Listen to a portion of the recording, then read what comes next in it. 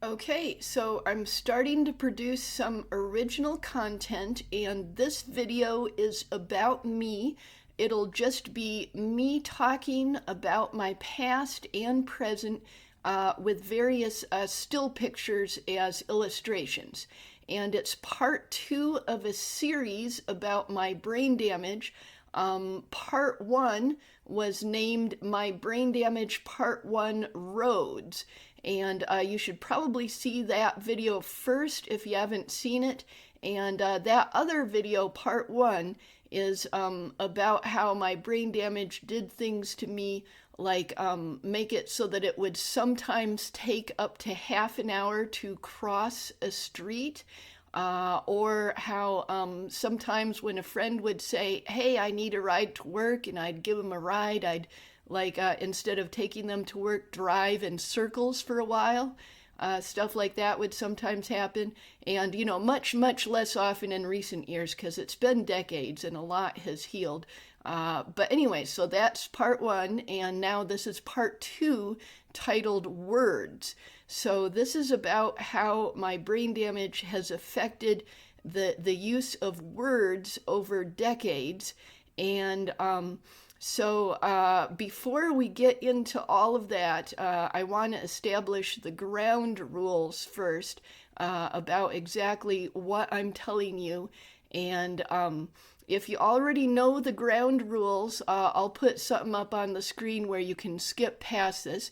But basically, Penny Bloomfield is a fictional character that I use to represent myself, me, the channel owner that is behind the Penny Bloomfield character. And Penny Bloomfield is 95% the same as myself. So when I tell you personal stories, all names, all dates, all places, all those things will be changed. Unless it's the name of some, famous person like, President Trump. I'm not going to make up a fake president with a similar name or anything like that for him. But yeah, people that are just from my past, my relatives, my friends, teachers, stuff like that, they'll all have fake names. And dates will be changed, usually not by more than 5 years unless I have a really good reason. But if I give you an exact date for something, you know it's going to be at least slightly different, at least a week off from that exact date. And names will be changed. And in addition to that, about 5% of other details will be changed. So, what I want you to think of is think of me, the real person behind Penny Bloomfield. And I've got this 100% truth that I want to share with the world. But when I share this truth with the world, I put it through a filter, and Penny Bloomfield is that filter. And when it goes through that filter, about 5% of the details get changed. And so that's how I'm running this channel. And that's how I'm sharing my personal stories with the world without danger to myself or without revealing too much, violating the privacy of myself, my relatives, my neighbors, my friends, my family. So that's how I do it. However, there are some special rules that I have about things that would be highly controversial if changed, such as medical issues. So I do have multiple medical issues, and brain damage is one of them. This brain damage that I have, the real person behind Penny Bloomfield, is also brain damage that Penny Bloomfield has, the fictional character. And I am not ever going to make up a medical issue that Penny Bloomfield has that I do not myself have. So I might not disclose all of my actual medical issues to you, my audience. I might keep some of them private forever. But the ones that I do disclose are all real. And additionally, even though I'm going to change, events a little bit that relate to these medical issues, I'm not going to make any of these medical issues more severe than they actually are. If anything, I'll downplay them a little bit. So anyway, so that's the ground rules. And now let's go into my personal story about my brain damage.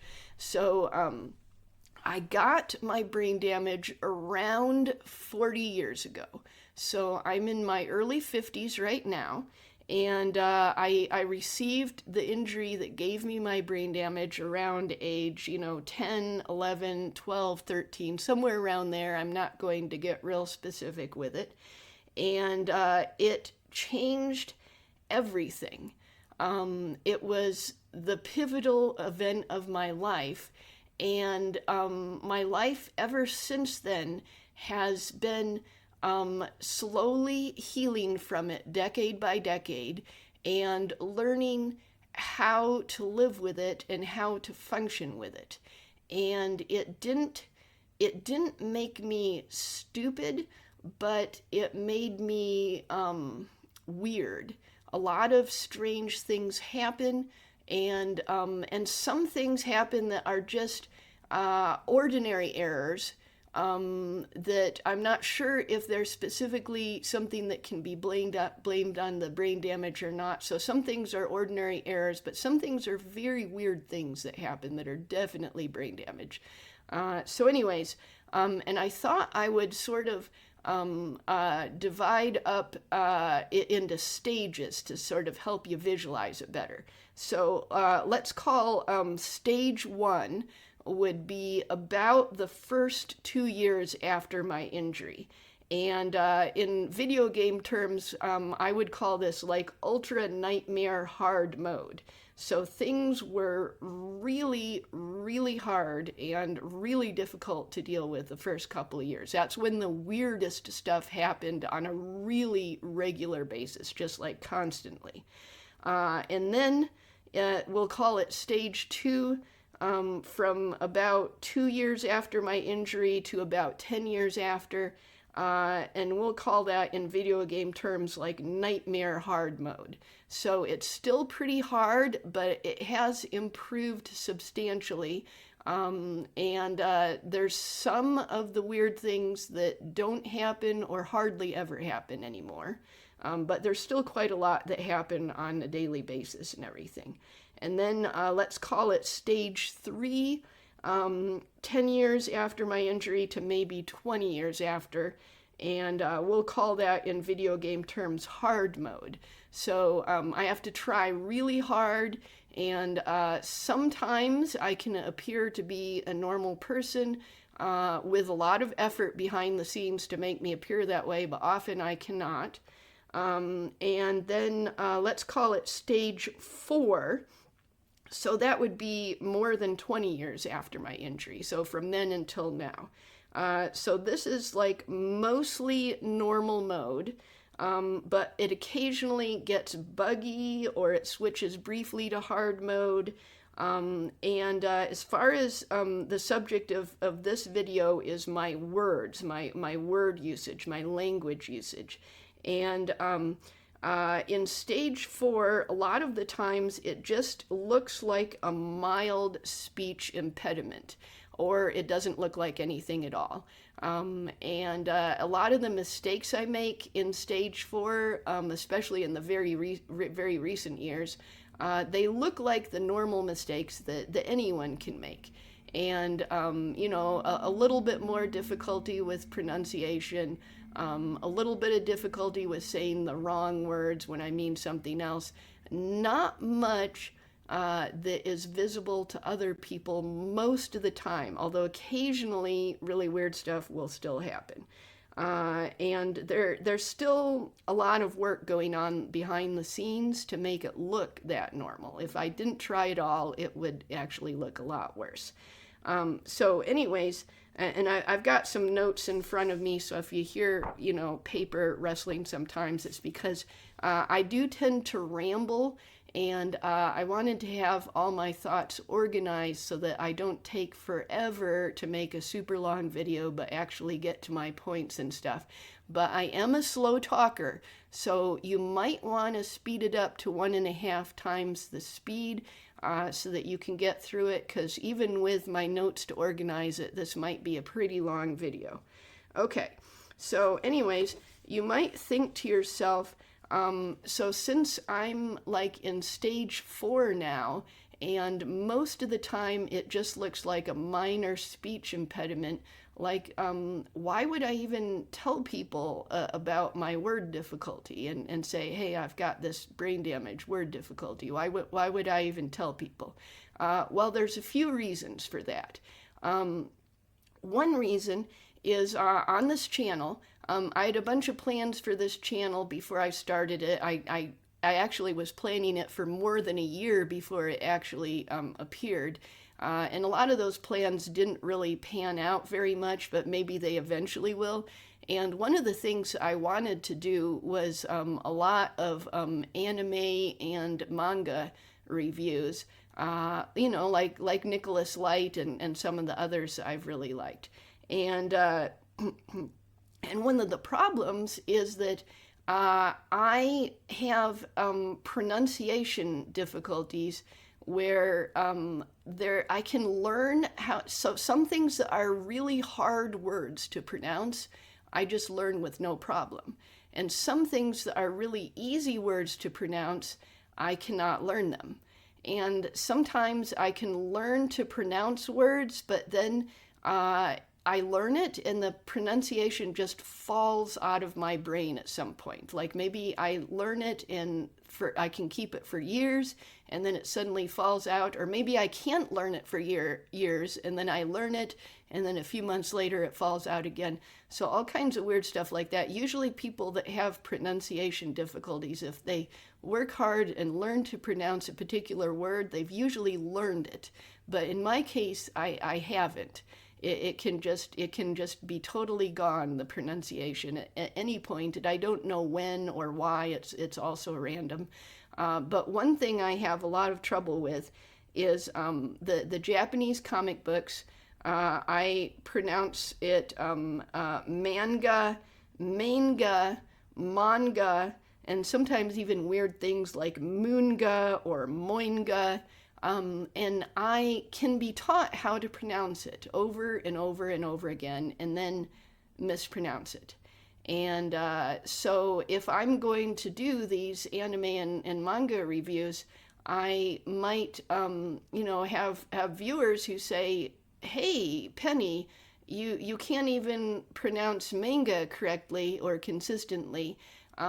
You are obviously lying about being a fan of anime and manga for decades. So right there, I would face a trust issue with my viewers. Another thing is that I've been watching anime for around 30 years and mostly subtitled. And people that have had those particular viewing habits, they've picked up a lot more Japanese than I have. So I only have about 10 words of Japanese that I've managed to learn over the decades from watching all of this anime, mostly subtitles. Sometimes I watch dubbed. So once again, there would be a viewer trust issue. People would say, hey, Penny, I notice you claim you've been watching anime a lot for 30 years, but you only understand about 10 Japanese words when anyone else with your viewing habits would know at least 100 and often like more than that. And so once again, I would face a trust issue there. So that is a big deal and one of the reasons why I need to disclose my word difficulties. Okay, so I need to cough, so I'm just going to pause it briefly. Okay, and another thing that happens that is a reason why I feel like I should disclose my word difficulty is that sometimes I just cannot understand something that I should be able to understand, and it's so simple, and people explain it to me, and they think I'm messing with them or I'm trolling them by not understanding what they're talking about. And let me give you an example. So this was something that happened just a few years ago. I was working a retail job, and my boss that was there, she knows about my brain damage. So she knew that it was possibly a brain damage issue. So anyways, The boss was trying to tell me something while I was checking out a customer at the counter. And the customer was also trying to tell me that thing. And I could not understand what they were trying to explain to me. And they explained it to me, and the thing that I thought they were trying to tell me was that there was something underneath the counter that I needed to get or look at. And I thought maybe I dropped one of the products. And I was like looking underneath the counter, and then I was having them try to explain it to me again. And I could tell that I just wasn't getting what they were telling me. And I could tell it was a brain damage issue. And yeah, this was just a few years ago. So I sometimes still have extremely bizarre things happen with my word difficulties. And they just kept telling me, and I could not get it. I do not know what they wanted. And my face turned red. I was really embarrassed. The customer was kind of laughing at me, but she was also kind of thought that I was trolling her by pretending not to understand. And my boss did realize it was a brain damage issue, but she of course kept trying to explain to me. And after the customer was gone, my boss tried to explain it to me some more. And I was just completely unable to understand what she wanted me to do or what she was going on about. But the only thing I understood about it was that there was nothing under the counter that I was supposed to look at. There was nothing that I had dropped. There was something else that they wanted that I never understood. And sometimes things like that happen with talking to people. It's kind of like in my previous video about the roads. So sometimes I verbally, sort of metaphorically drive people in circles. And it's not something I do on purpose. And I try to be aware of when it's happening.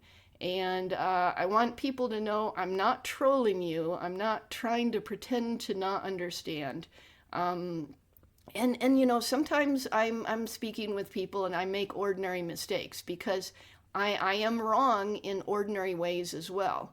And you know, it's one of the things that you learn at my age is that you look back, you know, when you're like 30, you look back at when you're 20 and you're like, oh wow, I was wrong about a bunch of things. I was so stupid. And then when you're 40, you look back at when you're 30 and you're like, oh wow, I was still pretty wrong at 30. Wow, I was stupid. And so on. And at 50, you look back at 40, and you know, it's like every decade, and this is an ordinary person experience. This isn't just my experience. This is what ordinary people experience, is you look back at your past self and you see that you're wrong about a lot of stuff. So that's an ordinary experience. And sometimes it's really hard for me to tell when I'm wrong about stuff, whether it's a brain damage issue or whether it's just an ordinary being wrong issue. And I don't want to blame, you know, ordinary being wrong about stuff on my brain damage. I don't want to use it as an excuse. But I do want you to be aware that sometimes things that look like me verbally driving you in circles might be brain damage issues where I just don't understand. And I try to, when I see that happening, I try to back off and shut up and just sort of listen. I'm like, Penny, you need to listen to people. Okay, so anyways, so I wanted to go back to the time when I first got my brain damage in the very early time. So right after I got my brain damage, there was an immediate effect on my words, my inner monologue. So I know that not everyone has an inner monologue. I used to think that everyone has one. And if you don't know what it is, you can kind of look on YouTube and see a lot of videos that explain it in detail. But basically, it's like when you have an inner monologue, your thoughts are words, and they're kind of like words that you hear. I mean, it's not an auditory hallucination. You don't literally hear them. You kind of like imagine the sound of the words as you're thinking. It's a certain way of just having thoughts. And I had an inner monologue. all the way right up into my brain damage. And then as soon as I received my brain damage, I had a different inner monologue. And let me tell you how it changed. Before the brain damage, it was spoken words. I would like just about everyone else that has an inner monologue, I would sort of like imagine the sound of spoken words as I was thinking. And so thinking in words. And then when I received my brain damage, it immediately changed to printed or written words. So no sound anymore. It was like I would, once again, it's not a hallucination, so I wouldn't actually literally see the words, but I would imagine the shape of the words. And I would see in my imagination the words appear. So my inner monologue changed from spoken words to printed or written words that I would, quote unquote, see, and usually like a pale white or almost white on a black background, but sometimes other colors, and sometimes like black on a white background. But the words themselves, they would sometimes be misspelled or distorted, and sometimes there would be words in there that would just have no meaning. Like the word would appear, but there would be no meaning whatsoever attached to it, which was really scary. And that change in my monologue persisted for about 10 years after the brain damage. And then it started gradually coming back as spoken words. So it was kind of like a combination of the printed or written words and the spoken words. And then it eventually just switched back to spoken words. So right now, I'm back in the situation where I just have the spoken word monologue. There's none of the printed or written words. But for around 10 years, it was the printed or written words. So that was a very bizarre experience to go through, and really like shocking to have that happen. Your inner monologue completely changes from spoken words to written words. So that was one of the first effects.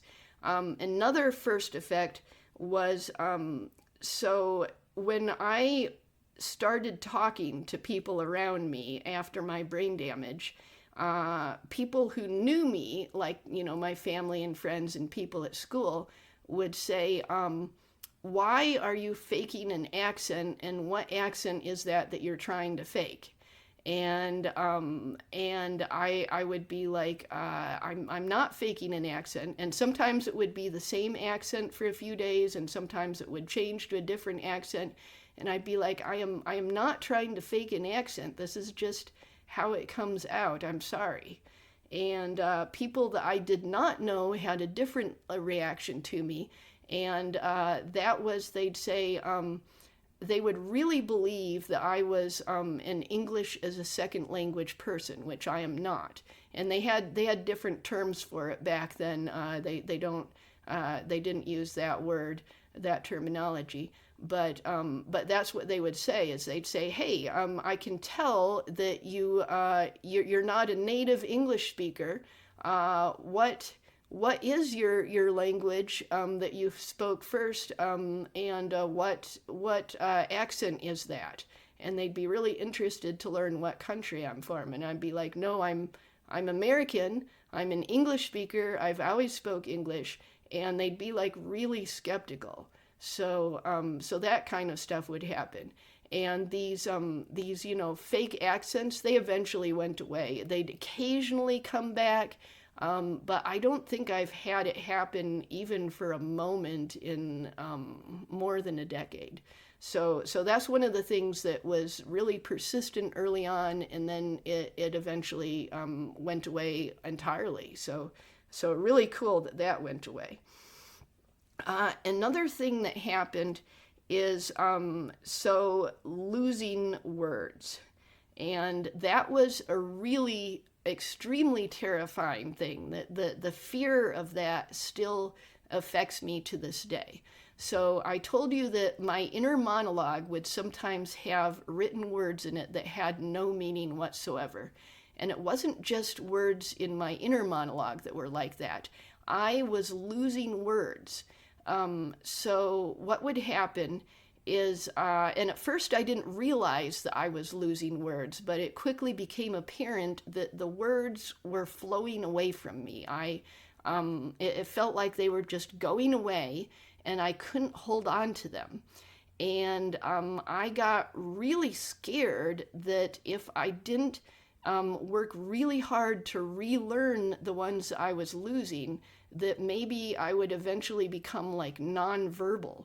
And I don't know if that was actually ever a possibility, even if I didn't try, because, doctors, there's a lot of things they don't know about brain damage. And over the decades, they've told me a lot of different things, and the research keeps changing and all that stuff. So I don't actually know if that would have been possible, but it felt like it was possible, and it really scared me, and that was the important thing. But anyways, so I remember there were two particular events that really affected me emotionally. And both of them were walking up to some people and overhearing groups of people talking, and there was some terminology that they used that they didn't know, and that I didn't know. And the first one was it was hairbrush, and the second one was bike, I think. But anyways, it was those specific terms that really affected me emotionally.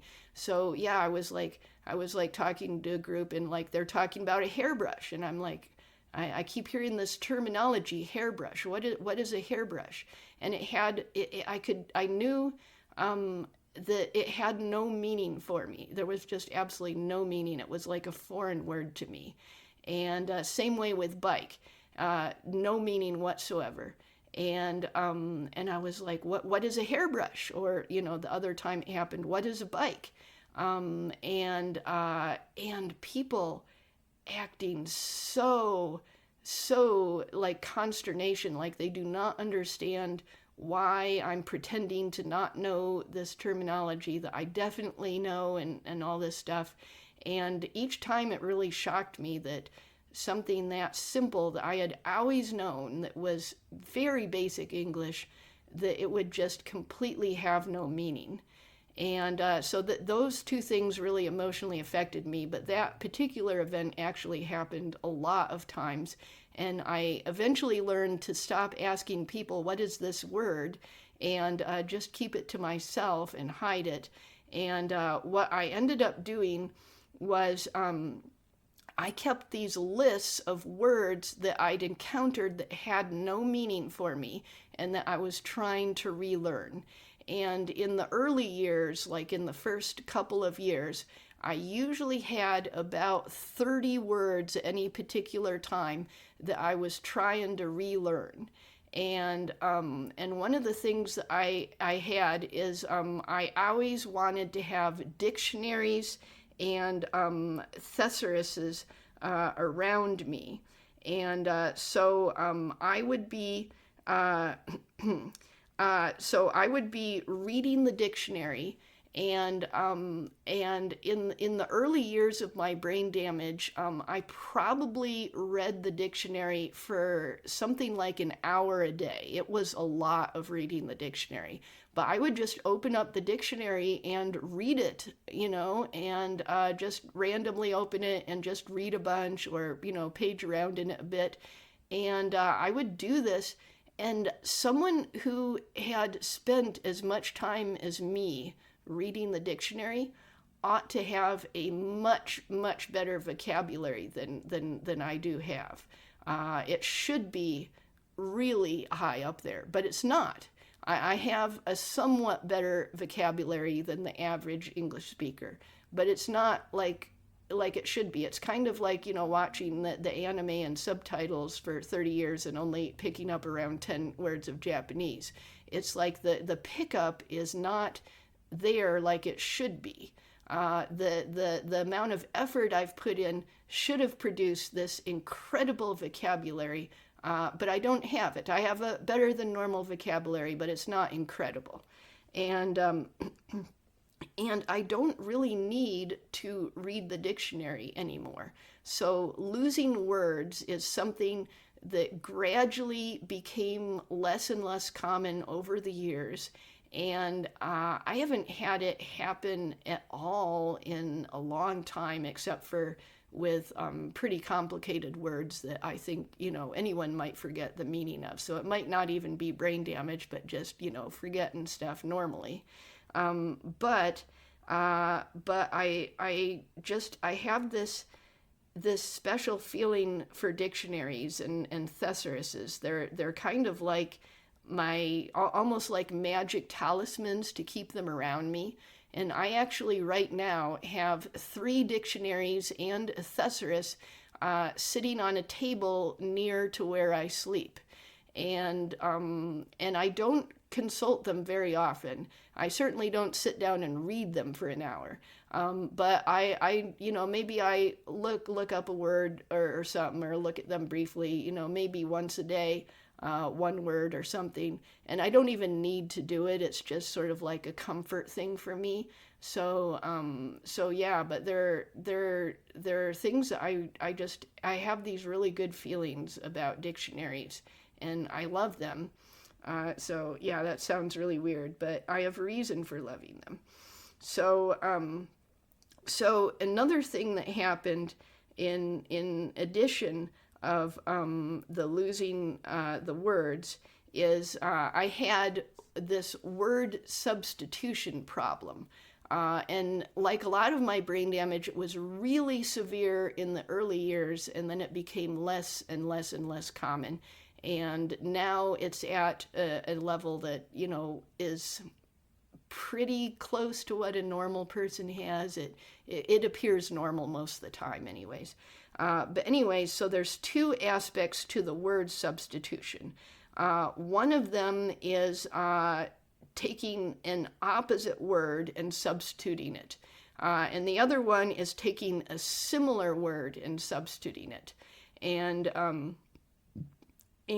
for example, in the early years of my brain damage, if I came out of a movie with friends and I was trying to say, I love this movie, I might say, I hate this movie.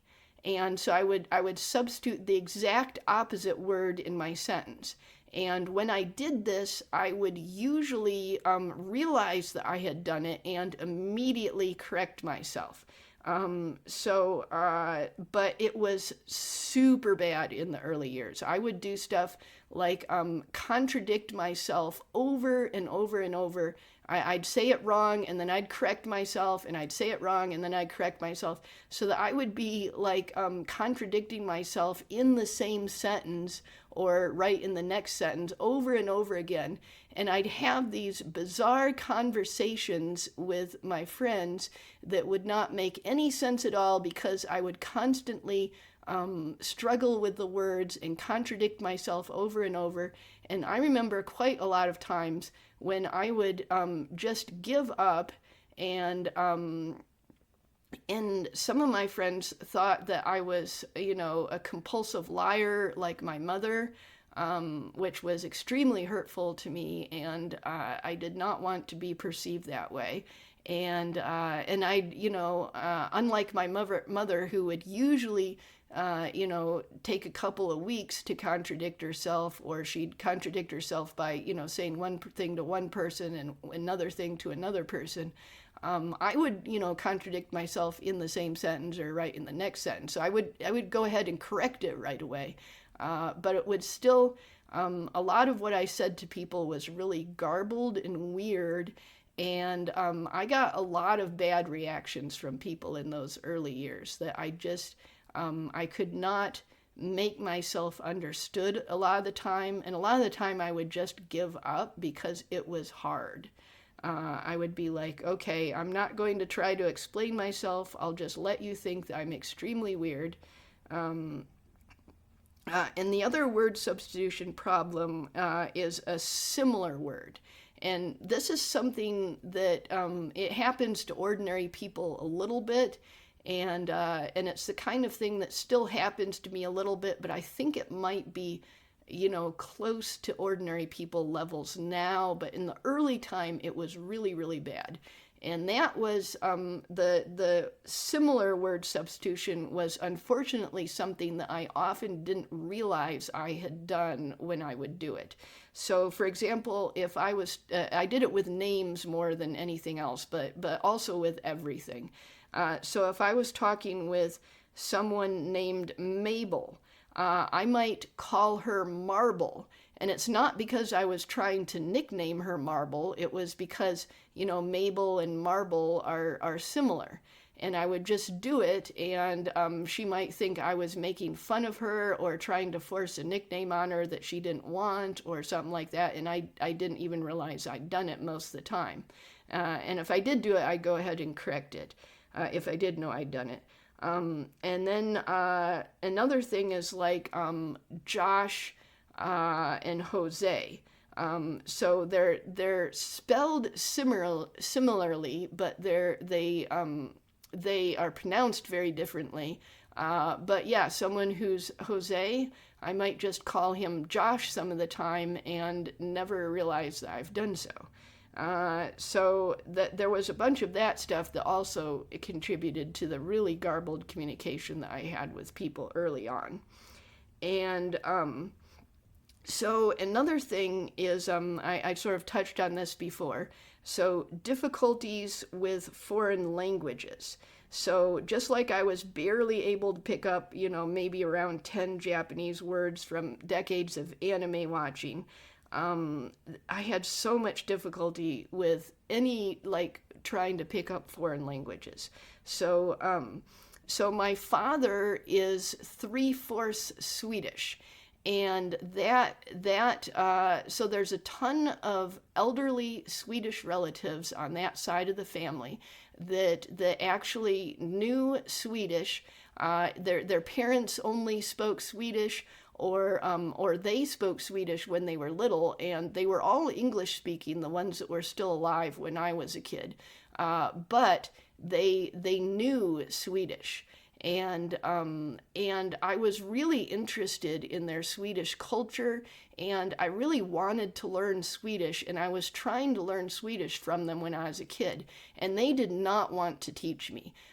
Because they'd had this you must Americanize value really instilled in them, that you shouldn't be Swedish, you should be American. And they really wanted to be American. They didn't want me to learn Swedish, but I was able to convince them to teach me a little bit.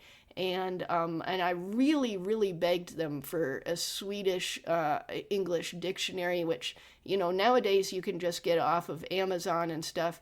But back then, in the 80s, that was not something that you could find in bookstores. There were only physical bookstores, and they'd have French, German, Spanish, maybe Portuguese, not much, but definitely never Swedish. And I'd be like, I really, really want the Swedish English dictionary. Please, please, please give one to me. But they wouldn't, and they wouldn't teach me very many words. But there was a book series that they recommended to me that was in English, but the characters were Swedish, and they would throw in a few Swedish words here and there. And between that and just getting them to slip sometimes, I did manage to pick up around 50 Swedish words that I had and that I knew, and I wanted to learn a lot more. And when I got my brain damage, those 50 words were just gone. I did not know them. There were 2 words that I knew, and it was just because they would use relatives would use those words in jokes a bunch. And so a couple of really heavily used words that I still knew, and the rest of the 50 or so were just gone. And as far as in American high schools, they often want you to, pick up a foreign language. And in the high school that I ended up graduating from, there was that requirement that I couldn't graduate from high school unless I learned a foreign language. And, in American high schools, they don't really need you to learn much of a foreign language. It's at a very low level, so they're not really asking much, and any ordinary person could have done it. So I'm not going to tell you whether it was German or Spanish or French, but, one of those. And I wasn't going to be able to graduate high school unless I could pass this class. And I was failing it so badly. In the 80s and early 90s, they did not have much accommodation for people with disabilities in school. They were like, we expect you to learn, and if you can't learn, just too bad for you. So there weren't as many accommodations as they have now. There were some, but not that many. And so I was like really concerned because if I crammed extremely hard, I could learn maybe 10 words for the upcoming exam, and then I would immediately forget them after the exam. So and I was about to flunk the course. It was really bad. And I talked to my teacher a lot about it, and she was really nice to me. She was like, well, we can give you a lot of extra credit, and that way you can get your grade up and not flunk the class, and you can actually graduate from this high school. And so she gave me a lot of extra credit. And one of the things that I could do is I could listen to songs in this other language and document how much time I'd spent listening to the songs, and then I would get extra credit for that. And another thing I could do is I could read novels in English that had been translated from this other language. So I was just reading an English novel, but, the original had been written in, French or German or Spanish or whatever. And I would get extra credit for reading that and doing a book report on it. So she found me a bunch of extra credit, and I was able to pass the course because of her extra effort. But it was just beyond me to pick up a foreign language. And so that was the difficulty that happened. So another thing that happened was so I have severe difficulty adjusting to changing terminology. So when, and I've been alive for, more than half a century, and I've seen a lot of changes in terminology. So before it was woke, it was, cultural sensitivity, and before that it was politically correct, and even before that they had other stuff. And reasons even outside of those reasons that they would change terminology. And over the decades, there's a lot of terminology that has changed, and I have extreme difficulty adjusting to that change. And one of those is about my brain damage itself. So you might be noticing that I call it brain damage, which is what I've always called it. I'm like, I literally have brain damage, and that's what it is, and I can describe it to people like that. But there was a point at which people started saying, you need to call it traumatic brain injury. You cannot call it brain damage or you're a bigot. And I'd be like, what? The word that I use for myself, the terminology I use for myself, like most disadvantaged groups, whether it's race or disability or anything else, are, the group is, and the individual people are allowed to pick whatever word they want for themselves. And I was like, well, I am a brain damaged person. I have the right to call myself brain damaged if I want to. And I got told by a lot of people, no, you got to call it traumatic brain injury. And then it got changed to TBI, the acronym of traumatic brain injury. And I got told, oh, even calling it traumatic brain injury is bigoted. Now you've just got to call it TBI. And I'm like, oh, that makes even less sense, and it's too burdensome on me personally. So I really got disgruntled with that, and I never would switch over. I always call it brain damage, and I always will. But So you might be wondering about my political persuasion. So I am a leftist, but more of a centrist. I'm what a lot of people like me will in America call ourselves like a 1990s Democrat.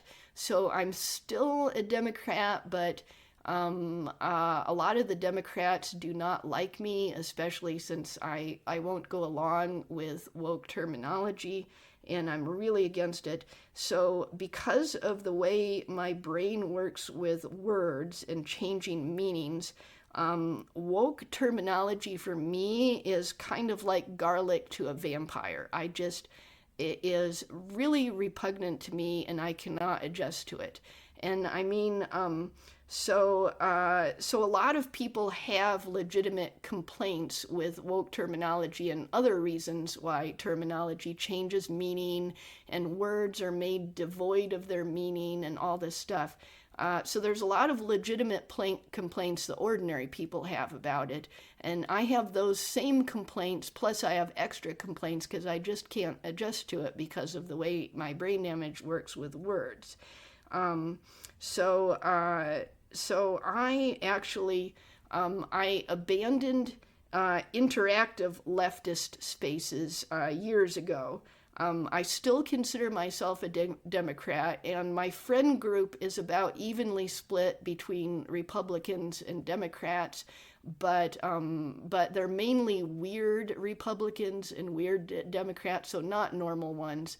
And sometimes my Democrat friends do go way too much into the woke stuff, and I get really disgusted with them. But mostly, I don't argue with them. I just sort of shut up, and wait for them to go on to some other subject. But anyways, so I wanted to talk to you a little bit. So this is a really old problem that has happened. So George Carlin, the famous comedian, he had a comedy routine in 1990 that is actually taught in some classes. It's so historically important.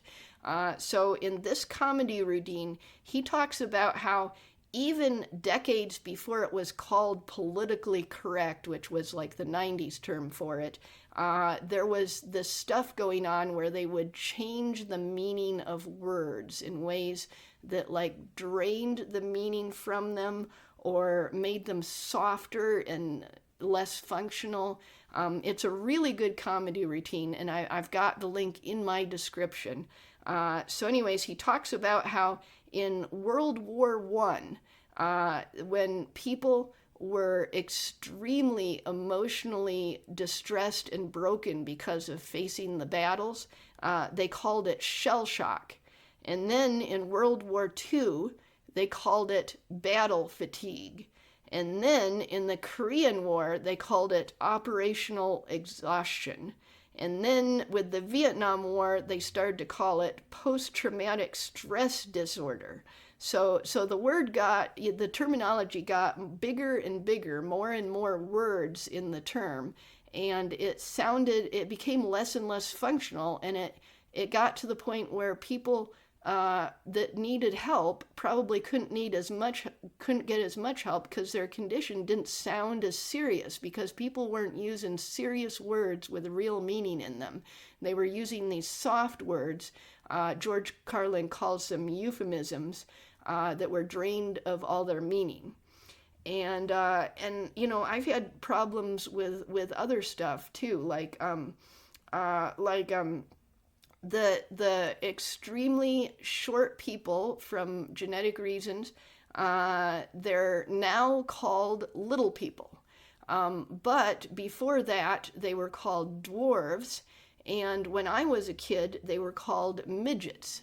And I always had a lot of trouble adjusting from the midget terminology. I still think of them as midgets, and I want to call them midgets, but I know that I will, get scolded and in trouble. The woke scolds will go after me.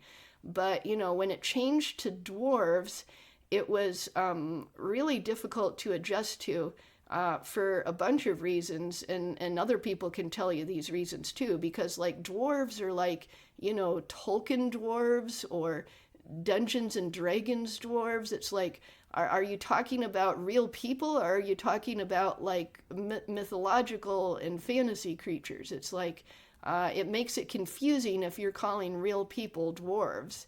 And then it changed to little people, which is also confusing. And in the region where I came from, when I was a child, children were called little people. So every time I hear little person, I think child. There would actually be I would overhear like grown-ups talking, and a grown-up would be talking with another group of grown-ups and say, hey, I'd like to come to your party on Friday night, but is it okay if I bring some little people? And what they'd mean is that is it okay if I bring my kids? And and it was oftentimes they'd bring kids to cocktail parties, and then they'd send all of us upstairs or to the basement or to a playroom or whatever to keep us away from the adults. But it was considered polite to ask, and not just show up with your kids and say, hey, is it okay if I bring some little people? So I heard little people, that terminology, tons in my childhood, and I always referred to children.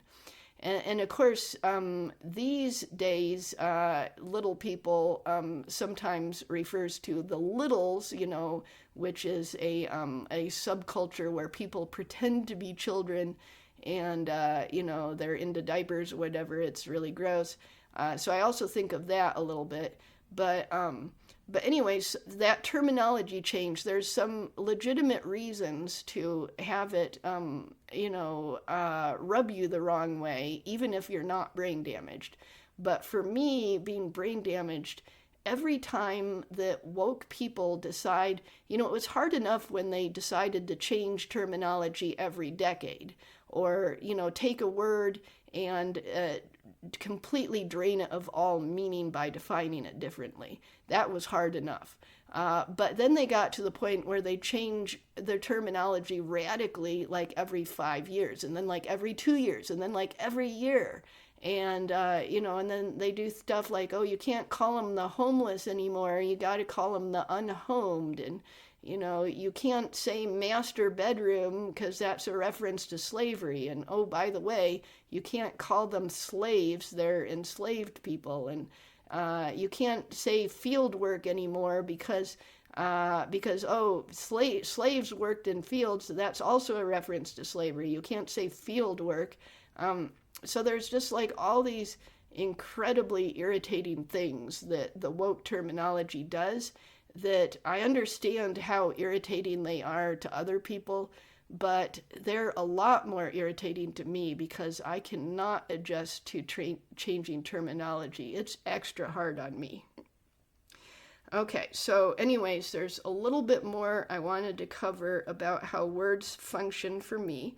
And another thing is that when I was a child, I dreamed of being a bunch of different careers. I wanted to dig up dinosaur bones. I wanted to be a ballerina. There were a bunch of things, but one of the things I thought about a lot was I wanted to be a writer. And I really loved the Narnia books by C.S. Lewis and a bunch of other books. I was a really big reader. And that was one of the reasons why the feeling of losing words was so scary to me. Like I would be like, is it possible for me to become nonverbal if I keep losing words, if I don't work hard enough to retain them? I imagined this circumstance where I would not be able to read books or watch movies and understand them or talk to other people.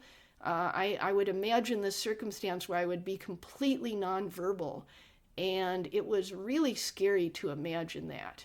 But even having some difficulties with words, it made me worry, like, can I ever really become a writer now? So I really thought about being a writer a lot when I was a kid, and I did actually do writing when I was quite young. When I was 8 years old, I had a diary. It was one of those huge spiral bound notebooks that was 500 pages. And I filled up the entire thing when I was 8 years old as my diary.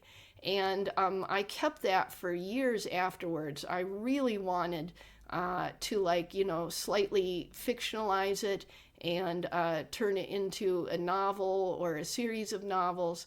I really thought that I was going to do that someday. And I had short stories I wrote both before and after my brain damage, and novels I wrote after my brain damage.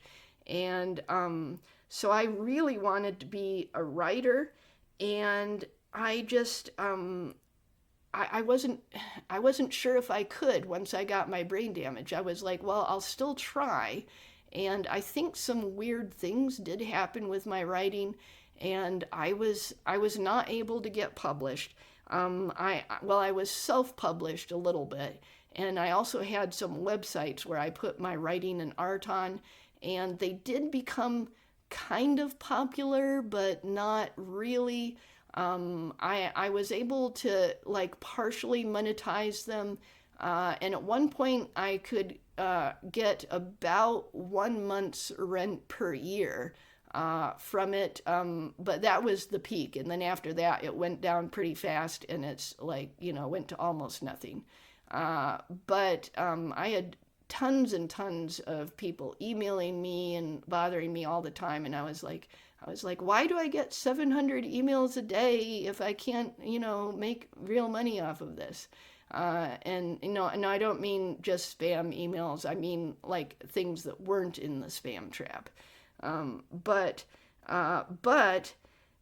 my writing is, I don't want to blame the brain damage for it. My writing is at a level that I've seen a lot of other people at that same level, and not have them, and they didn't succeed any more than I did. So it might just be normal stuff that caused me to not succeed with my writing, and not brain damage stuff. But I did want to do writing stuff, and I became a copy editor at one point. And that was also and it was for a small paper, like nothing you would have ever heard of. But we had a copy editing team, and so spent a lot of time reading the Chicago Manual of Style and the Associated Press style book, and I tried to be a really good copy editor. It was kind of like my old days of reading the dictionary for an hour a day. It kind of felt like that again, and really was trying to learn words and be really good with words. And I was good. I wouldn't have been a good copy editor at a big paper, but for this small paper, I actually was a good one. And there were two teams of copy editors. There was the good team that I was on, and then there was the bad team. And the good team was given the earlier shift, which was still very late. So let's say maybe 6 p.m. to midnight. And then the bad copy editors were given the super late shift, like let's say maybe midnight to 6 a.m. And that was our reward for being the good copy editors, is that we got to have the good shift. But one of the things that us copy editors, the good ones, discussed among ourselves was that our job at the paper was basically completely useless, because we would go through the stories as the writers, brought them in. We'd go through the first shift copy editors. We'd correct the errors and all that stuff. And then we'd turn in our work, and then the second shift of copy editors would go through, and because they weren't very good, they would often change all of our errors all of the errors we'd corrected back to the original errors, or introduce new errors, or both. So that our job as good copy editors was basically useless. But we didn't want to be asked to be given the horrible shift from midnight to 6 a.m. because none of us wanted to work that. And so actually, the paper would have been better off firing all the copy editors and just relying on the writers to turn in stories that were mostly error-free, because that's basically the product that got outputted. So that was my experience as a copy editor. Um, but anyways, about my writing, there was a really bad experience that I had with it, and that is someone. I'm not going to give you even a fake name. I'm just going to call him Manuscript Man. So Manuscript Man, he came and he was a stalker of mine, and really obsessed with my writing. And he took a bunch of manuscripts, and including that big 500-page diary that I had from when I was 8 years old. He basically took every notebook, nearly all of them, and he left the printed stuff and the stuff that was computer files. He basically took all of those, nearly all of those. And so there were a bunch of stuff that I had just written down in notebooks, and I hadn't printed up additional copies, and I hadn't made copies of them on the computer, and those stuff I lost, and I could never recreate them from memory, and sometimes I think if I still had them, I could work them into something really great. I think some of that stuff was my best work. So a bunch of short stories, several manuscripts, all in very unfinished states because, they were written in notebooks and not, printed up or anything. But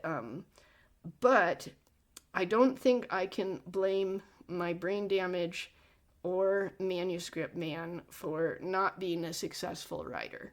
I think one of the things I've learned about my brain damage is that it's important for me to realize that I can make mistakes and I can be wrong for reasons that have nothing to do with my brain damage. I have been wrong about so many things and so badly, and sometimes it's been very brain damage related and it's been obvious to me, and sometimes it's not brain damage related, and sometimes I have no idea if it's brain damage related or not. But even though it's hard to tell which errors are brain damage and which are not, and some of them are very similar to the errors that ordinary people have, and my failure as a writer is very similar to the way that many failed writers have happened to them. It's like I don't want to blame my brain damage for things that aren't its fault, I think one of the things that I want to do in life is that I see there are some disabled people that they blame everything on their disability. They say, oh, I've got this thing wrong with me, therefore everything that went bad in my life is the fault of this disability and not my fault. And I've seen a lot of people act like that I'm really disgusted with. That I just so disgusting to see people act like that, and I don't want to be like that. So I try not to blame stuff on my brain damage unless I'm really sure that it's a brain damage issue. I try to be a person who doesn't just say, oh, I'm disabled, therefore you have to excuse everything I do, and I can just behave egregiously all the time. And I don't want to say that. And sometimes I do look like I'm behaving egregiously, and I try to recognize that and stop it when I am. But it might just be normal errors. Sometimes it is. And especially these days, because like I said, the brain damage, when it first happened, extremely bizarre stuff was going on all the time. And it gradually healed over years. And it is right now, in my early 50s, it's at a level where I'm not really that different from a normal person, at least most of the time. And sometimes I do have to work hard to be at that level, but it's not much of a difference. And I don't want to blame everything on brain damage. I don't want to stop trying. I want to go forward in my life and not be a whiner. That is my goal. I want to not be a whiner, and I don't want to blame my brain damage. I'd rather do things rather than saying, "Oh, I can't do that because I'm brain damaged." I'd rather just do it. I'd rather just do it. Okay, well, I've been rambling for it looks more than an hour now, and I think I covered all the basics of how my word related brain damage effects work. There's so many different symptoms of my brain damage. I'm kind of gathering them into subjects. So I believe there will be at least one more part, a part 3 after this. But that's all for now. So thank you for listening to this.